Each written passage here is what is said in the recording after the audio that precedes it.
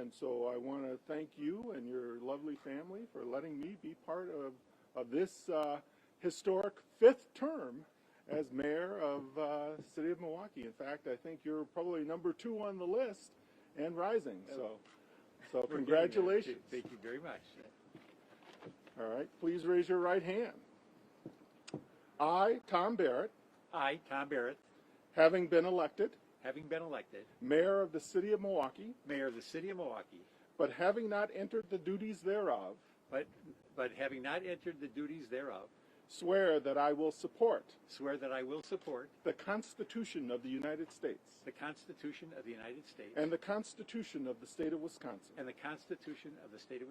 and will faithfully discharge the duties of this office to the best of my ability. Congratulations. Thank you very much, Judge. Thank you. Thank you very, Hey, very we're much. not social distancing. Okay. Thank you, Judge. I want to thank Judge Donald for doing this. Judge Donald, who had just risen to the Court of Appeals and was just elected also on April for a full term, is an incredible member of this community. And I am so honored that he would be willing to come over to my home to do this. And so I have great respect for you. I had the honor of speaking at his investiture just months ago. And of course, then he went through the full retention election and was very successful, ran unopposed, which I think you would say that's preferable. That's very nice. So thank you very much. I want to introduce my wife, Christine, and I also want to introduce my daughters, Erin and Kate. And my 2 oldest children are not here, but Erin and Kate are here. Erin was in Germany, and she was in Germany until mid-March when the program, she was on a teaching fellowship. The teaching fellowship that she was on ended, and so she came home. My daughter Kate is a junior at the University of Minnesota, and so when they canceled classes there, she came home as well. So let's move this over here.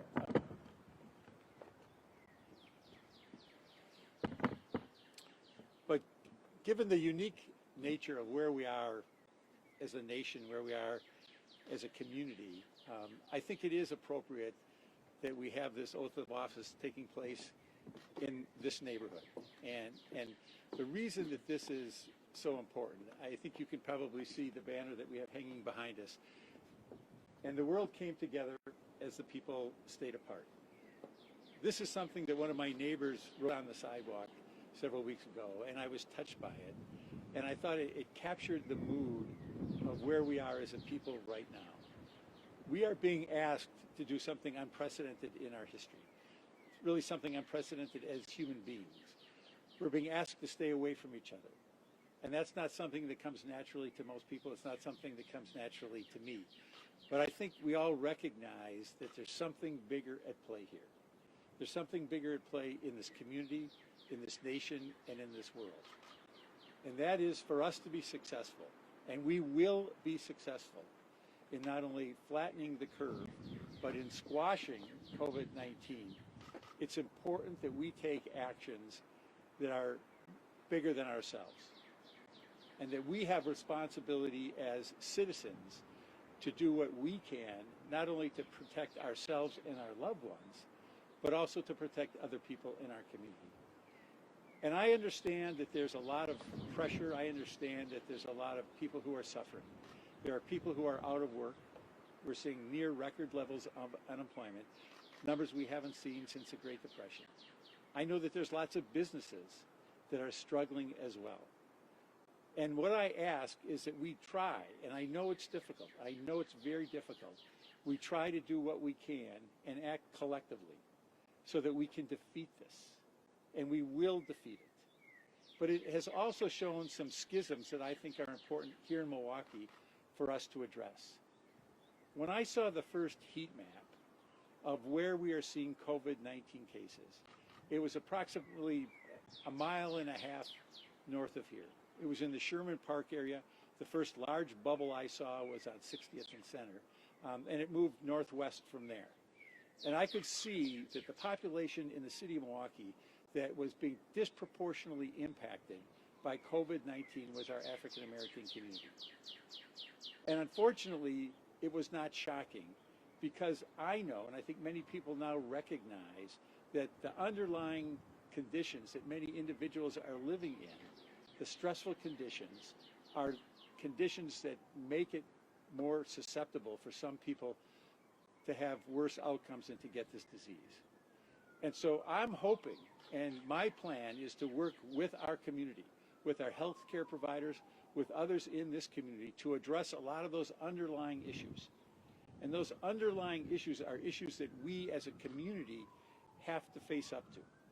And some of them are healthcare, some of them are economic, some of them are racial, some of them are justice issues, but we have to deal with those issues. It is extremely important that we deal with those issues. And in the next 4 years, I will be dealing with those issues. We have to deal with those issues as a community. But we also saw other schisms that have occurred with the COVID-19 crisis. After that outbreak on the north side in the African American community, we saw a large increase in cases in 53215, where the Hispanic community lives on the south side. We now have also seen long-term care facilities that have been impacted by this, and so we know that the elderly is susceptible. So you have three groups there: African Americans, Hispanics, the elderly, who have been susceptible to this disease. And it underscores why we have to act as a community. It is imperative we act as a community. So right now, before I even get to my vision for the future, I understand that we have to navigate these turbulent waters right now. Right now, we have to do everything we can to get life back to normal. Because it's not only a healthcare crisis, there's actually several crises that are now working together, unfortunately. That's going to be a challenge for me, for the Common Council, for the state legislature, for the county board, for the new county executive, for Congress, for all elected officials. We know about the healthcare crisis. We know the public health crisis is real, and we are going to deal with that. We're going to do more testing. We're going to make sure we have enough hospital beds. We're going to make sure we do the tracing that has to be done. So we've got a healthcare crisis. But right alongside that, we have the economic crisis. And the economic crisis is real. Again, there are thousands of people who are suffering economically because of what's happening right now. There are thousands of businesses that are suffering right now. So you've got the healthcare crisis, you've got the economic crisis for families and businesses, but you're also going to see in the very, very near future states and local governments who are being overly burdened by all the pressures that are occurring to provide the services, but at the same time have not seen the revenues that we normally see. So you're going to see a financial crisis for local governments and state governments as well. And finally, for some people, for some families in particular in the city, there's an educational crisis. Because it has been difficult for some families that don't have internet service, who don't have a plan where the school they're located, for their kids to get the education they need. And that is a crisis we're facing at the same time. So right now, my priorities are to navigate the healthcare crisis, the economic crisis, the fiscal crisis, and the educational crisis. Because that's what we have to do right now. But with all of that, with all of those challenges, believe it or not, I'm still filled with optimism. And I'm filled with optimism because I know the people of this community. And one of the things that I love to do, and I was thinking about it this morning, whether I'll be able to do it this summer, is walk my 100 miles in 100 days, where I can go to virtually every neighborhood in this city and walk with the people in the city. And what I've done, and what I've learned by doing that, is I've learned that in every neighborhood, in every single neighborhood of this city, there are several common denominators. What I see in every neighborhood is I see people who love their children and want them to get a good education. In every neighborhood. What I see in every neighborhood is I see people who want to have jobs where they can support their families. Every single neighborhood that I go to. And in every single neighborhood I go to, I see people who want to be safe in their homes, in their neighborhoods. So no matter what part of the city you're from, if you're from the north side, the south side, the east side, the west side, we're all the same. We're all the same. And so just as here, as the world came together as the people stayed apart, we as a community have to come together and realize that what we all want is the same thing. We want our kids to be safe and have a good education. We want to have jobs where we can support the families, and we want our neighborhoods to be safe. And so my goal going forward is to deal with those issues as well. But I look at where we were coming into this before COVID-19. And I'm proud of the fact that in this city, before COVID-19, we had 20,000 more jobs than we had 10 years ago. I'm proud of the fact that before COVID-19, 4 consecutive years, we saw our violent crime rate drop. Those sound like basic indicators, but they're incredibly, incredibly important indicators. More jobs where people can support their families, people being safe, those are the basics of our life. And I want to get back to that and focus on that. And right now, we know, at least going into the COVID crisis, that the heart of the city was beating strong, that there were a lot of jobs in the heart of the city. But this is another reason why I think it's appropriate that I'm doing this oath at my home in this neighborhood. Because the neighborhoods are important as well. The neighborhoods are vitally, vitally, vitally important to this community. And I want to make sure that we get more family supporting jobs in those neighborhoods where the people need the jobs. That's why I fought so hard to get Strauss located in Century City. Those were family supporting union jobs that would have provided hundreds of families a job where they could support their kids and not take a 45-minute bus ride or a half-hour car ride. That's what I want to do. I want to do it on the north side. I want to do it there. I want to do it on the south side, and we're seeing progress on the south side. I want to do it on the far northwest side because that's another area that we're focusing on. So as I look at the challenges and I look at the opportunities, I believe that going forward, continuing to focus on jobs, continuing to focus on public safety, continuing to focus on doing the basics, those are the most important things we can do. But I also understand that we have to, as I talked about the educational crisis, we have to make sure that we're doing more. And I want this city to be a leader in early education. And I want to work with the foundations, the businesses, the schools, the child care centers, so that the kids have the exposure to the words, they have exposure to the reading, so that when they enter preschool or they enter kindergarten, they're not coming in with that disadvantage. So early education is a priority of mine. Jobs is a priority of mine. Public safety is a priority of mine. And finally, housing. Again, we've made progress in our goal to reach 10,000 homes in either new homes or rehabilitating homes, but that has to continue. And I'm hopeful that with the resources that I hope we get from the federal government, we'll be able to create more homes where people can be safe. So again, I look at where we are right now as a community, and I know that this is an incredibly challenging time.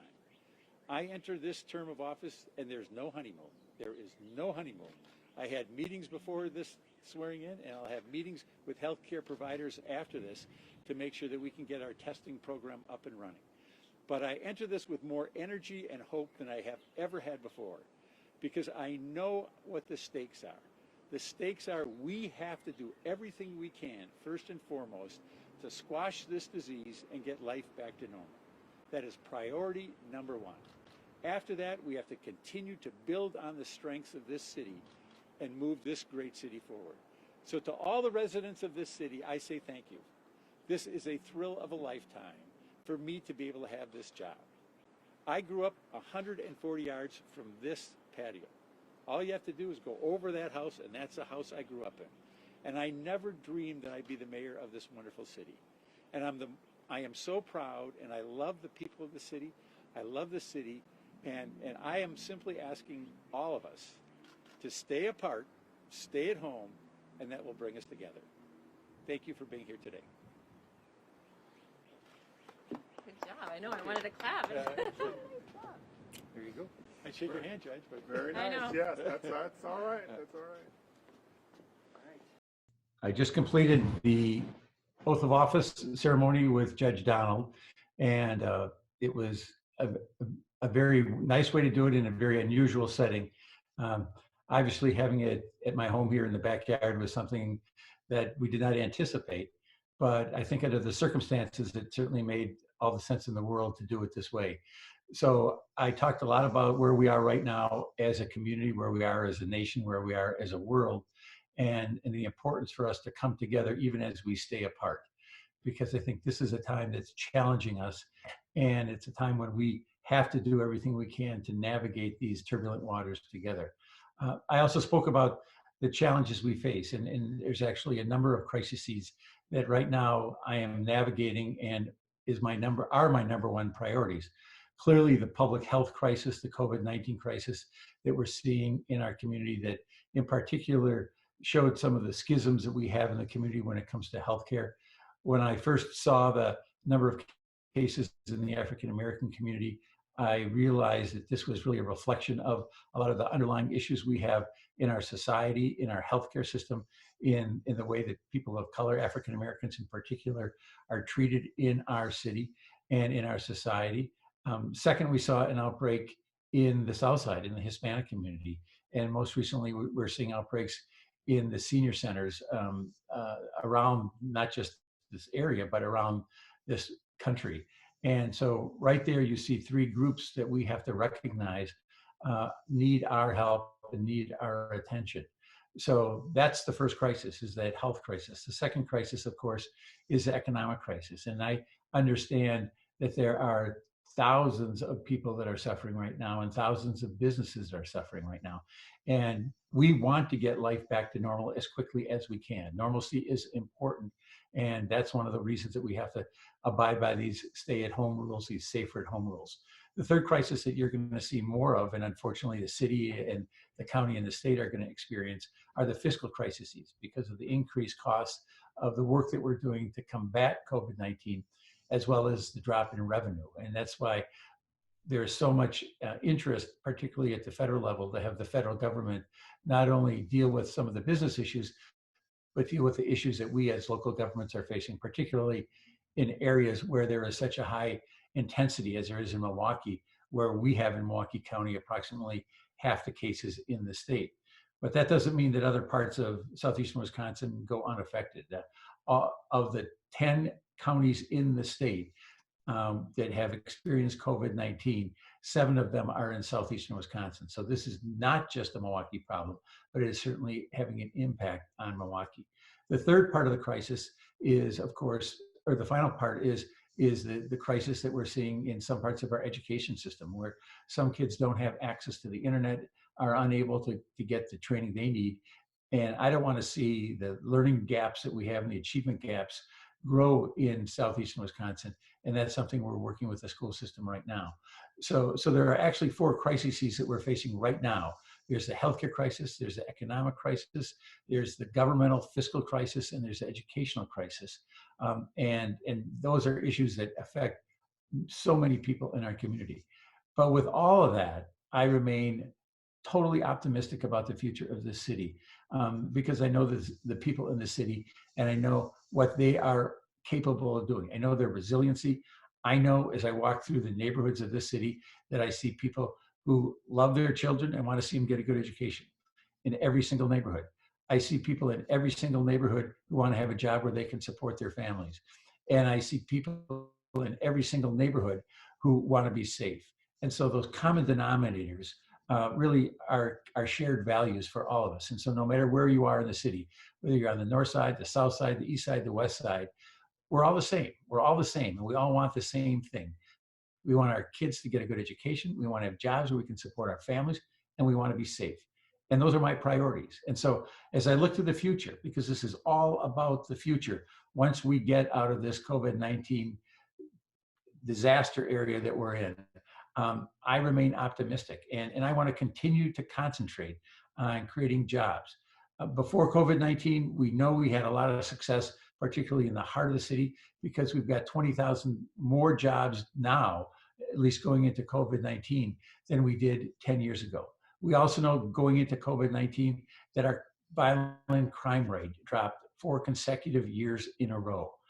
Those are basic indicators, but they are incredibly important indicators. People want to have jobs where they can support their families, and people want to do everything they can to be safe. Those are my priorities as well. So I look at where we are right now. I look at the challenges that we face. And again, I'm optimistic. I want us to do everything we can to navigate forward. So my priorities for the next 4 years include, and certainly are at the top of the list, getting those family supporting jobs, particularly in the neighborhoods where we need family supporting jobs. That's why I put such a high priority on trying to get the jobs at Century City with Strauss. Those were good union family supporting jobs, and that's what we continue to look for. So jobs, I want us to also continue to bring down the crime rate. And we're off to a rocky start this year, but we are going to do everything we can, not just with the police department, but with our Office of Violence Prevention, with our community groups, with church groups. We have to have people in this community engaged in reducing crime. And that's a priority for mine as well. Finally, or not finally, there's two other issues that obviously I want to work for as we move to the future. One is early education. As I said, I'm concerned right now with the schools closed that we're going to see the education gap grow rather than shrink. And that underscores why it's so important for us to put a lot of emphasis on early education. And so I'm going to continue to work with the foundations, with businesses, to make sure that we can, working with the child care centers, working with others to make sure that we can have our kids prepared when they go to kindergarten. That's imperative. And that's making sure that child care workers are paid well, making sure that we're having safe places for kids to be. And then the final issue that I just want to talk about for a minute is the issue of housing, because we have made strides in housing, but that continues to be a high priority of mine. I want to continue to work toward 10,000 homes that are either new or rehabilitated, because homes are important in neighborhoods. And I look at the next 4 years as an emphasis on neighborhoods and bringing this economy back.